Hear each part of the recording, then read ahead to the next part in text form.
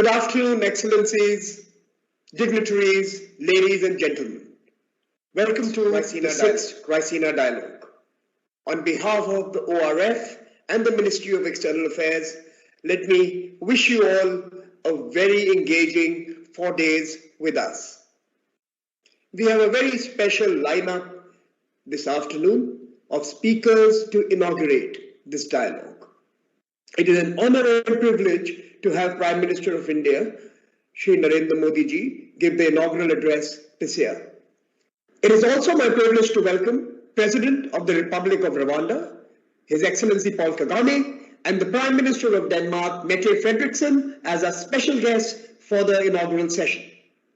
As always, we have an exclusive lineup of high-level policy makers, business leaders, experts, and civil society leaders to discuss global cooperation and immediate themes that will challenge all of us in the days ahead. The theme of the dialogue this year is apt. It's called Viral World, Outbreaks, Outliers, and Out of Control. We have 50 sessions spread across 4 days, mix of conversations, keynotes, and of course, some fast-paced messages and jingles. With participation from 150 speakers across 50 countries, we hope to have brought a diverse group of thinking on the table. 2,000 attendees have pre-registered from over 80 countries, and many will join us through our various social media handles. This year, we will focus on 5 key areas to explore. The first, of course, has to be on multilateralism, its future, its relevance, and its reconstruction. We are going to be investigating the challenges we face as businesses and countries on securing and diversifying our supply chains.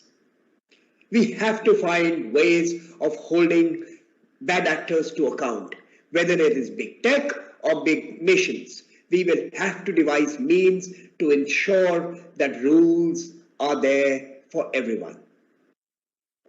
We will have to respond to the challenges of the no-truth world, of the infodemic that has accompanied the pandemic, and this is one major pillar of our explorations at this edition. And finally, we want to build back better. It needs to be green. It needs to be led by a diverse group of leaders. It needs to have gender first as an approach.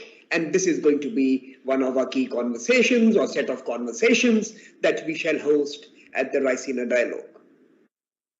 We are also launching 7 publications. ORF, my colleagues, have put together a very impressive set of research papers, essays, and ideas that we are sharing with you on the occasion of this dialogue. The first, of course, is our flagship annual journal, Raisina File, titled The Viral World, Can We Respond?, which brings together essays from around the world. We are launching a GPORF series, which is a compilation of essays by our young fellows from Raisina from last year and their journey through this tumultuous 2020-2021 period. We are launching a book on India's economic diplomacy. We are launching a paper on Solar Finance Corporation. And of course, we are launching a green industrial roadmap for India, whose actions are going to implicate the global future. And finally, we are doing a survey of 5G readiness and capabilities across the Indo-Pacific, which we are sharing with our audience on the occasion of the Raisina Dialogue. But before I move to a few thank yous, we must take a moment, pause and reflect on all those that we have left and lost in the last year. It has been certainly a painful moment for many of us. Many of us have lost loved ones. Some of us have grappled with the disease. Many of us have been scarred by the happenings of the previous year. We must also be grateful and acknowledge the contributions of all the frontline workers, the health workers, the city and political leadership, and others who have worked tirelessly to ensure we remain safe. It is the time to acknowledge their contributions to our lives. We are grateful to them. At the dialogue, we remain grateful for the support of the Ministry of External Affairs, without whom this would not have been possible. We are also grateful to all the partners who have continued to support the Raisina dialogue over the years, including in this very important year, and we hope to deepen these partnerships in the days ahead. I want to thank each one of you who's joined us online, who's going to participate in this year's dialogue, for having remained connected with us. Without you, the dialogue is incomplete. Without you, it has little meaning. Thank you so much for your support over the years. With this, let me now invite Chairman of the Observer Research Foundation, Mr. Sanjay Joshi, to deliver his opening remarks. Excellencies, stakeholders, participants, and the audience joining us online from different time zones from around the world. Welcome to Raisina 2021. 2020 jolted the world. COVID-19 didn't merely afflict the world, but rather it struck at the roots of some of our fundamental societal norms.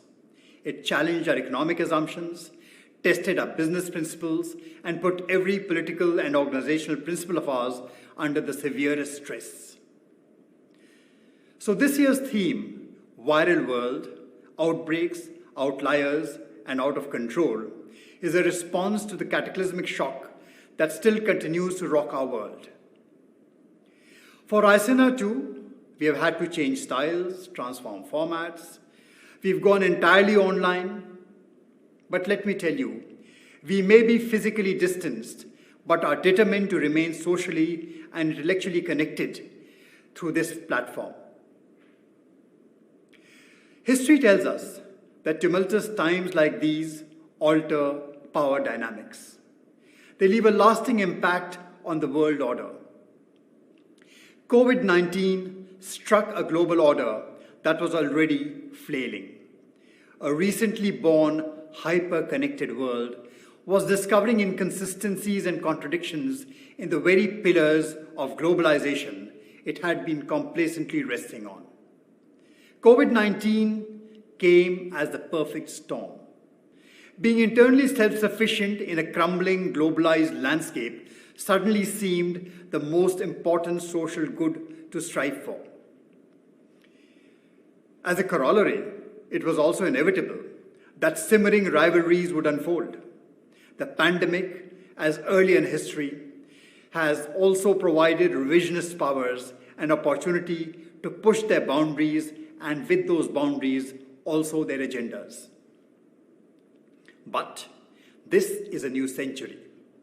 Even as nations bicker, the hyper-connectedness of the digital age in a world already knitted together through complex supply chains, connected by global flows of finance and information, make this time unlike any similar period in the past.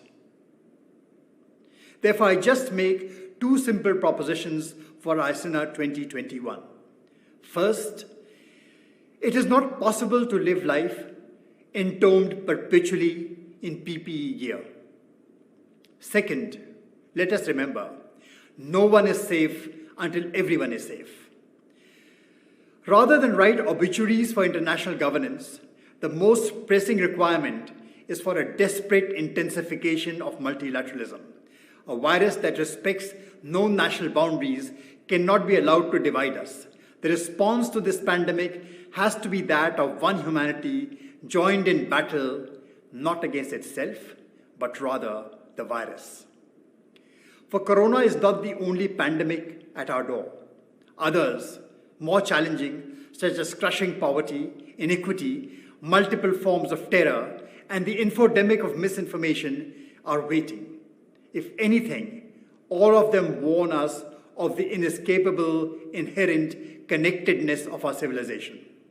They all remind us that pandemics such as these throw us in a situation where we must learn to either swim together or otherwise we just sink together. This is not the time to be harking back to a pre-pandemic normal. There's an urgency to find consensus on norms for universal healthcare, climate justice, for flows of data and information, for new technologies. norms that place the well-being of the human at the center of things. This is the time to ask how the crisis can spur us to embrace an approach rooted in sustainable and equitable living for all. To conclude, the 1920s actually became the first decade to have a nickname. It was called the Roaring Twenties. History should not be allowed to remember these years as a whimpering 20s. That is the hope to build back better, that makes us gather diverse voices at this difficult time for 4 days of insightful and thought-provoking conversations that can pave the way for a more inclusive and resilient global system. Thank you, and happy 4 days of resounding discussions. Thank you, Mr. Joshi. It is now my pleasure to invite the President of the Republic of Rwanda, His Excellency Paul Kagame, to deliver his important message to all of us. Excellencies, ladies and gentlemen, I'm honored to address this year's Raisina Dialogue.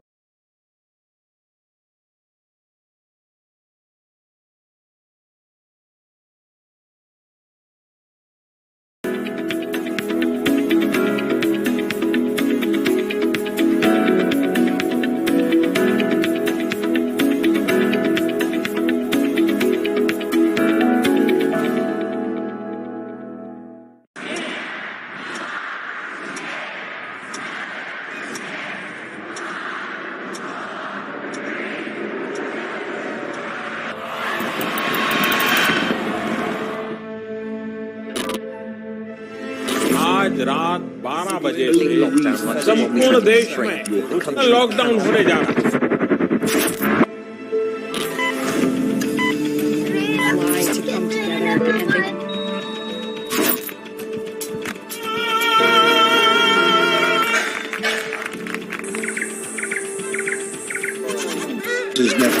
Thank you so much. Thank you, sir. Fake news. Fake news. Fake news.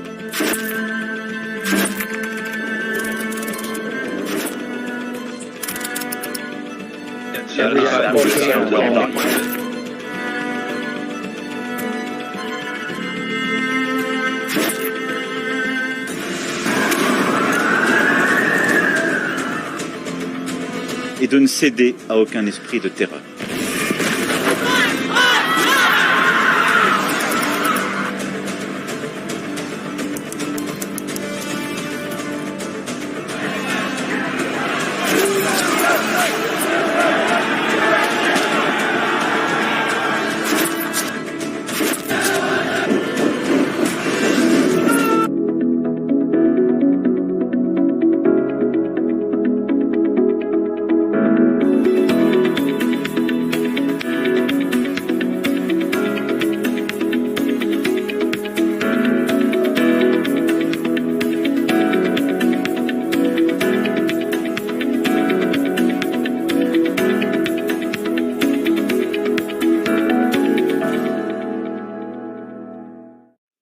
Good evening, everyone, and thank you very much for joining us here today.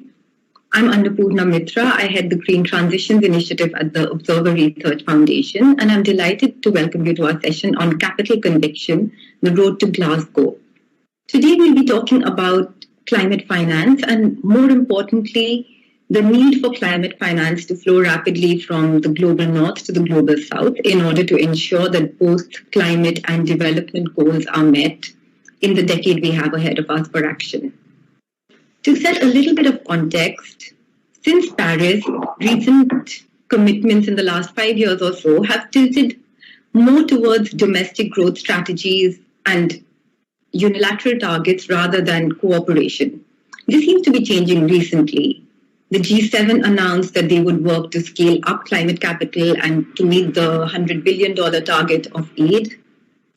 More recently, a meeting with Prime Minister Modi and John Kerry, the United States climate envoy, touched on providing capital and technology if there is a clear climate target. And of course, now we're looking forward to the Biden administration's first climate summit later this month. So given this context and the hope we have on the path to Glasgow, we We want to talk about what more can be done, how can we enhance the pace of climate capital flows across borders. And to discuss this, I have with me very special guests today. One is Lord Nicholas Stern. He is the Ashi Patel Professor of Economics and Governance at the London School of Economics and chairs the Grantham Research Institute on Climate Change and the Environment. He's best known for the Stern Review of 2006, the first ever bit of research that really laid out the economic costs of climate change and also the economic case for climate action. Also with us is Mr. Jayant Sinha. He's a Lok Sabha Member of Parliament and also the chairman of the Parliamentary Standing Committee for Finance. More importantly, he's an enthusiastic proponent of climate action in India and recently introduced a piece of legislation. A happy ending. That is what happened to Denmark. 100 years ago, a small farmland in the north of Europe, now a green superpower. And today I welcome India and other countries joining us on this journey. We stand on the brink of a green industrial revolution with new clean energy sources and promising new technologies. If we combine Danish skill and Indian scale with speed, scope, and political will, we can launch a new era of just green transformation. That leads me to my message for you today. The green industrial revolution is not only necessary, it comes with great opportunities and can put millions of people to work, and it can be highly cost effective. Allow me to elaborate. Renewable energy creates 3 times more jobs than fossil fuels do, and Asia stands to secure the lion's share of those jobs. In Denmark, estimates show that installing 1 gigawatt of offshore wind secures almost 15,000 full-time jobs. Today, solar and onshore wind are the cheapest energy sources in most countries. Cheaper than coal, cheaper than gas. On a windy day, Denmark can produce more than 100% of our electricity needs from wind. So renewables are also a gateway to energy security. The green energy revolution requires investments. There is no way around that, but the return of these investments is big. In fact, the savings will amount to 8 times the cost when accounting for health and environmental factors. Of course, as we say in Denmark, the greenest and cheapest energy is the energy you don't use. During the past 30 years, Denmark has managed to decouple economic growth with energy consumption. In fact, Danish GDP has increased by more than 50%, while our energy consumption has decreased by 6%. It is possible to create economic growth while lowering the use of energy. On this green journey in Denmark, we have focused on creating strong cooperation between public and private actors. Without public-private cooperation, green transition will not happen. Right now, Denmark is powering ahead with building the world's first energy island.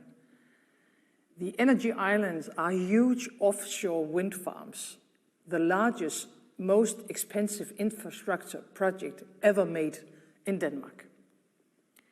Once completed, the energy island in the North Sea alone will have a capacity of 10 gigawatt. 10 gigawatts. That's close to 10 times the capacity of the largest offshore wind farm in the world today. And it is enough to meet the electricity demand of about 10 million European households. And the potential is even greater.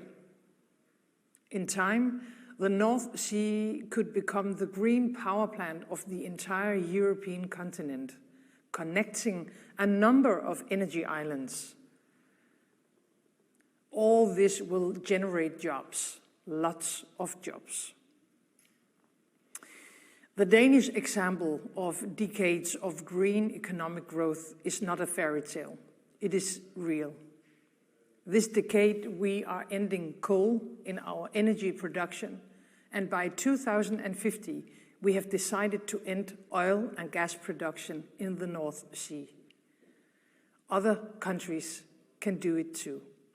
To use the words of Prime Minister Modi, we must reform, transform, and perform. Governments, individuals, and businesses have to come together. We must join forces across the globe. The Green Strategic Partnership between India and Denmark is an example of how we can achieve results by working together. It is an honor that the partnership is the first ever of its kind for both our countries, and hopefully it will not be the last. Together we aim to shake the world gentle towards a green industrial revolution. Denmark is proud to support India's vision for a greener future. One example is the International Solar Alliance. Climate change is global. It affects us all. But we also know that it affects some more than others. The world's poorest people and countries have contributed the least to climate change, but often they are hit the hardest. Without massive and rapid action, climate change will undermine the possibility of reaching the Sustainable Development Goals. We, the international community, must raise our ambitions to address climate change and its negative impacts, particularly in vulnerable countries. We must meet our climate finance obligations. COP26 offers an opportunity to work on this. We must all do our part.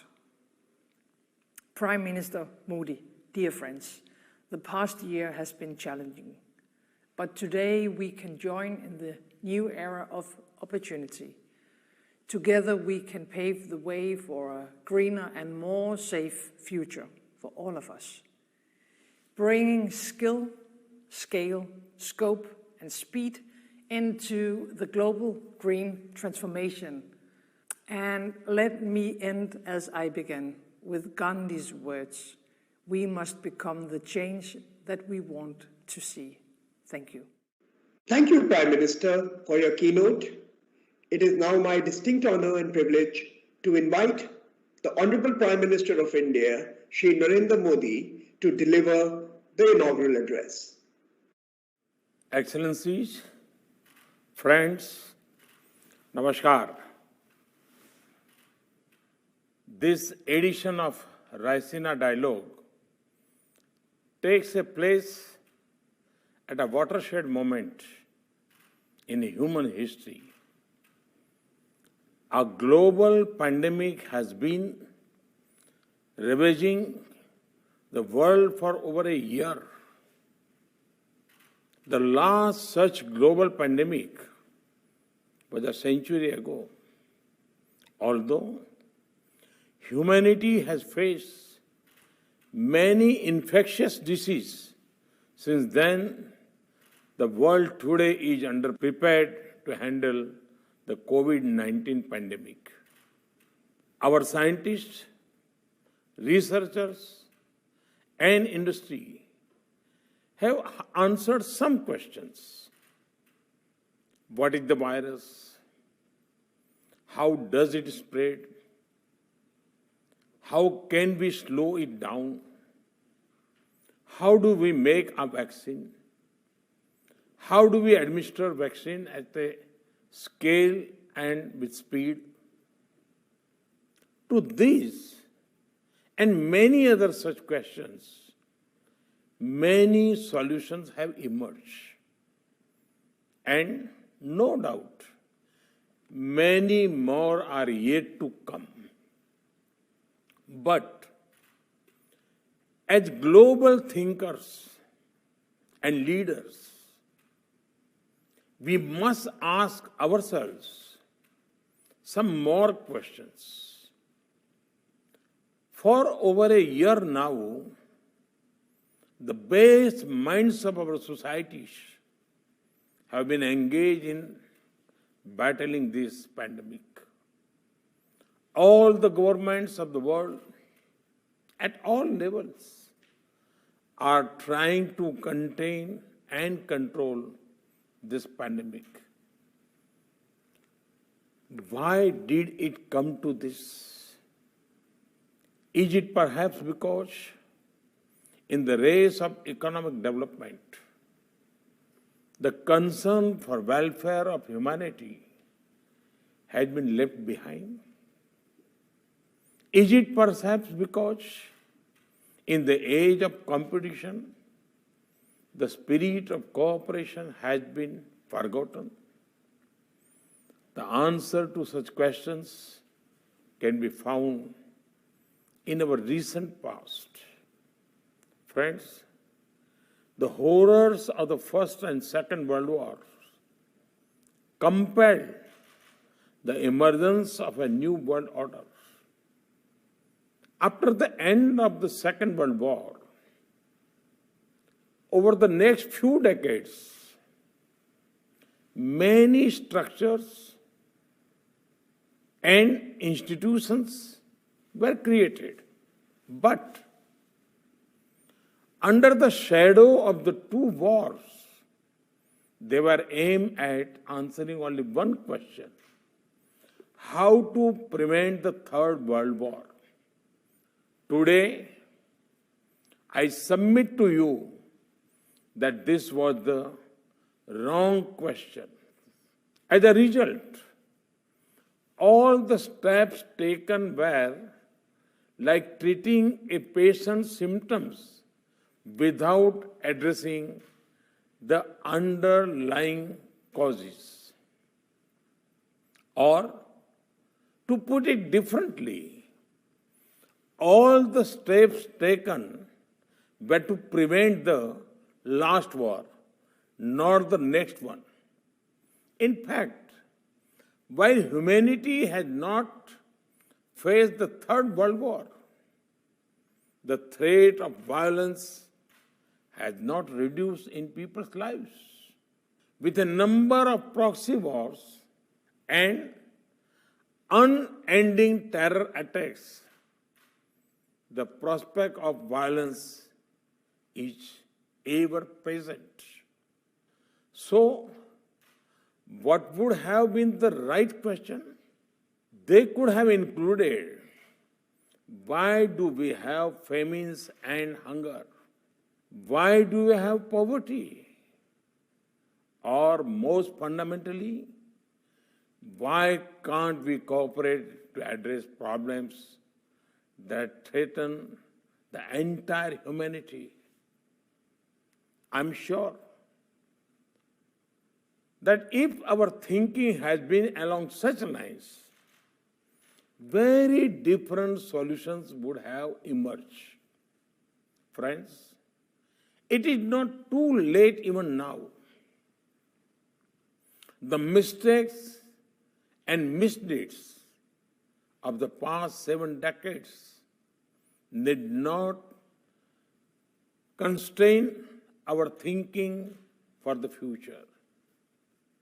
The COVID-19 pandemic has presented us an opportunity to reshape the world order, to reorient our thinking. We must create systems that addresses the problems of today and challenges of tomorrow. And we must think of the entire humanity and not merely of those who are on our side of the borders. Humanity as a whole must be at the center of our thinking and action. Friends, during this pandemic, in our own humble way, within our own limited resources, we in India have tried to walk the talk. We have tried to protect our own 1.3 billion citizens from the pandemic. At the same time, we have also tried to support the pandemic response efforts of others. In our neighborhood, we have encouraged a coordinated regional response to the crisis. Last year, we shared medicines and protective equipment with over 150 countries. We understand fully that mankind will not defeat the pandemic unless all of us, everywhere, regardless of the color of our passports, come out of it. That is why this year, despite many constraints, we have supplied vaccine to over 80 countries. We know that the supplies have been modest. We know that the demands are huge. We know that it will be a long time before the entire humanity can be vaccinated. At the same time, we also know that hope matters. It matters as much to the citizens of the richest countries as it does to the less fortunate. And so, we will continue to share our experiences, our expertise, and also our resources with the entire humanity in the fight against the pandemic. Friends, as you gather virtually at the Raisina dialogue this year, I call upon you to emerge as a powerful voice for a human-centric approach. As I have said elsewhere, while we may be used to having plan A and plan B, there is no planet B, only planet Earth. And so, we must remember that we hold this planet merely as trustees for our future generations. Friend, the Prime Minister of Australia and the President of European Council, who will be joining the dialogue later. Last but not the least, my immense gratitude and heartiest congratulations to all the organizations. They have done fantastic work in putting together this year's Raisina dialogue despite all kinds of challenges. Thank you. Thank you very much. Thank you, Mr. Prime Minister, for your keynote. Your ideas are going to provoke conversations at the Raisina dialogue in the coming days. With this, let me invite the Minister of State for External Affairs, Mr. V. Muralidharan, to propose a vote of thanks. Prime Minister Narendra Modi ji, His Excellency Paul Kagame, President of Rwanda, Her Excellency Mette Frederiksen, Prime Minister of Denmark, Excellencies, delegates, distinguished guests and participants, Namaskaram and good evening. I feel privileged to deliver the vote of thanks for the inaugural session of the Raisina Dialogue 2021. The COVID-19 pandemic has disrupted our way of life, leaving a lasting impact. The theme of this year's Raisina Dialogue, Viral World, Outbreaks, Outliers and Out of Control, could not be more appropriate. I would like to begin by thanking Honorable Prime Minister Shri Narendra Modi ji for his inaugural remarks. He has reminded that now, more than ever, there is a need for us to rekindle the spirit of international cooperation and to come together to raise difficult questions like we have today as we try and tackle the common threats to humanity. I echo the gratitude of the Prime Minister in thanking our chief guests, President Kagame and Prime Minister Frederiksen for setting the tone of Raisina 2021 and for their intellectually stimulating addresses at today's inaugural session. May I add that Rwanda has become one of our closest partners in Africa. India's engagement with Rwanda has been consultative, response-based, and human-centric. Denmark is a long-standing friend of India, and we have seen bilateral relations blossom in recent years. Recent elevation of our relationship to Green Strategic Partnership is the first of its kind and will serve as a template for the rest of the world to emulate. Friends, at Raisina 2021, a plethora of issues will be examined, those that really matter to us today, ranging from existential issues such as climate change and supply chain logistics to India's maritime security, the Indo-Pacific, and the Afghan peace process. I'm confident that over the next 4 days, we are going to witness exciting and stimulating discussions on these wide-ranging topics. I would like to take this opportunity to thank all distinguished speakers and participants who are tuning in from different parts of the world. The Raisina dialogue is a sum total of our individual engagements and contributions.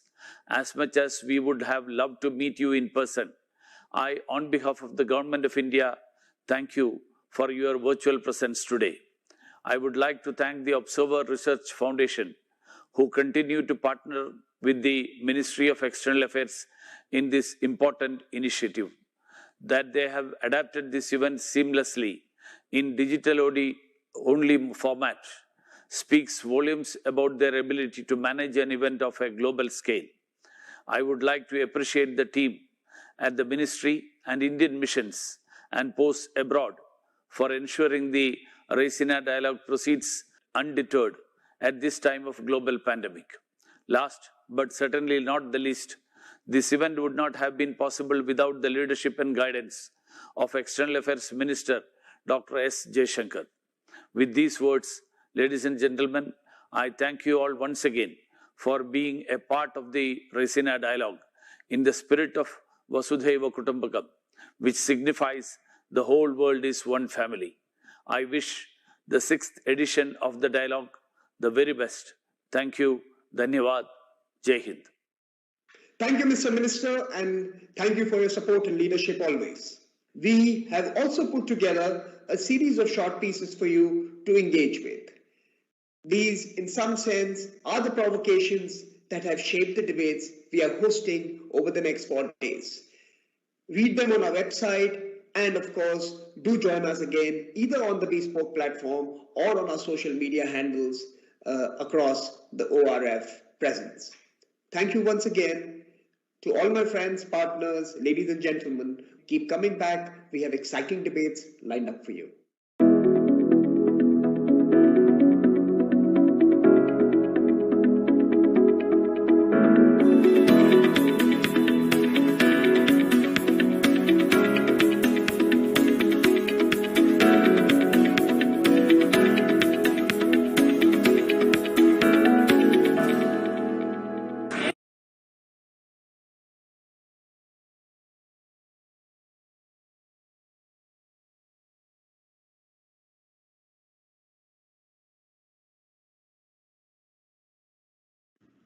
Good morning and welcome to this roundtable on the 2021 Legislative Assembly election hosted by the Observer Research Foundation.